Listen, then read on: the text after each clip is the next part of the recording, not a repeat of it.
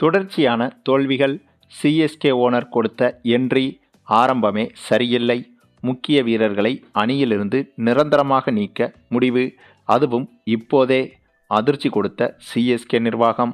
அதாவது நேற்று நடைபெற்ற சிஎஸ்கே வெர்சஸ் ஆர்ஆர் அணிகள் மோதிய போட்டியில் சிஎஸ்கே அணி 6 ரன்கள் வித்தியாசத்தில் தோல்வியை தழுவியிருந்தது.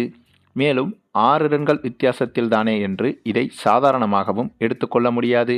அதற்கு காரணம் கடைசி 2 ஓவர்களில் கிட்டத்தட்ட 40 ரன்கள் அடிக்க வேண்டிய கட்டாயத்தில் இருந்தபோதும் 34 ரன்கள் வரை எடுத்திருந்தது சிஎஸ்கே அணி. அதுவும் தல தோனி மட்டும் கடைசி ஓவரின் முதல் பந்திலேயே விக்கெட்டை இழந்துவிட்டார். இவர் மட்டும் அப்போது விக்கெட்டை இழக்கவில்லை என்றால் கண்டிப்பாக 2 ஓவரில் சிஎஸ்கே அணி 60 ரன்கள் கூட எடுத்திருக்கும்.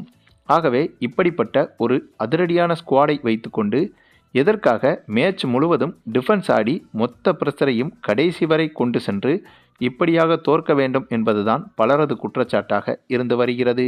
அதுவும் மற்ற அணிகளெல்லாம் அதிக ஸ்கோரை சேசிங் செய்யும் போது முதல் ஓவரிலிருந்தே அதிரடியாக விளையாடுகின்றனர்.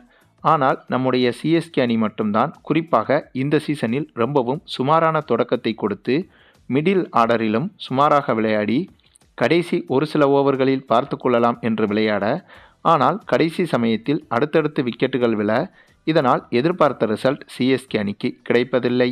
இந்த பிரச்சனையால் தான் கடந்த போட்டியிலும் சரி, நேற்று நடைபெற்ற போட்டியிலும் சரி, சிஎஸ்கே அணி தோற்பதற்கு முக்கிய காரணமாக அமைந்தது. மேலும் இது கூட பரவாயில்லங்க, பல வருஷமாக சிஎஸ்கே அணி இப்படித்தான் விளையாடுறாங்க.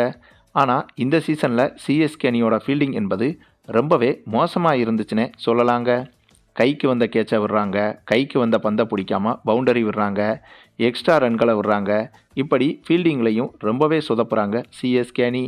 ஆக மொத்தம் சிஎஸ்கே அணியில் உள்ள இத்தகைய பிரச்சனைகளை உடனே சரி செய்யாவிட்டால் கண்டிப்பாக இந்த சீசனில் சிஎஸ்கே அணி புள்ளிப்பட்டியலில் கடைசி இடத்தில் கூட தங்கிவிடலாம் என்பதும் குறிப்பிடத்தக்கது.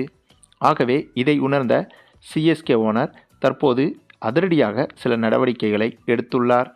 ஆமாங்க, சிஎஸ்கே அணி தற்போது மோசமாக விளையாடி வருவதால் தீபக் கூடா, ஜேமி ஓவர்டன், ராகுல் திரிபாதி, விஜய் சங்கர் போன்றவர்களை இப்போதே சிஎஸ்கே அணியிலிருந்து நிரந்தரமாக நீக்க முடிவெடுத்து விட்டாராம் சிஎஸ்கே ஓனர்.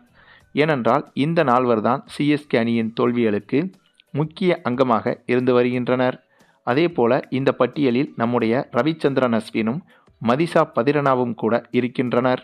இவர்களும் இவர்களது ஓவர்களில் அதிக ரன்களை வாரி வழங்குகின்றனர். ஆகவே இவர்களுக்கும் தற்போது எச்சரிக்கை மட்டும் விடப்பட்டுள்ளது. மேலும் ஐபிஎல் சீசன் முடிவதற்கு முன்பாகவே தங்களது அணியில் இருந்து சரியாக விளையாடாத வீரர்களை அணியை விட்டு வெளியே அனுப்புவது என்பது தற்போது பெரும் சர்ச்சையாக மாறியிருக்கிறது. மேலும் சிஎஸ்கே ஓனர் எடுத்திருக்கும் இத்தகைய முடிவு என்பது எந்த அளவுக்கு சாத்தியம் என்று தெரியவில்லை. ஆனால் இவரின் இந்த முடிவு என்பது தற்போது வரவேற்கத்தக்கது என்றே சொல்லலாங்க. ஏனென்றால் ஒவ்வொரு வீரரையும் பல லட்சங்கள் மற்றும் சில கோடிகள் என கொடுத்து வாங்கி வைக்க, ஆனால் அவர்களின் செயல்பாடுகள் என்பது மொத்த அணிக்கும் பாதகமாக அமையும் பட்சத்தில் இப்படி செய்வதில் தவறே கிடையாதுங்க.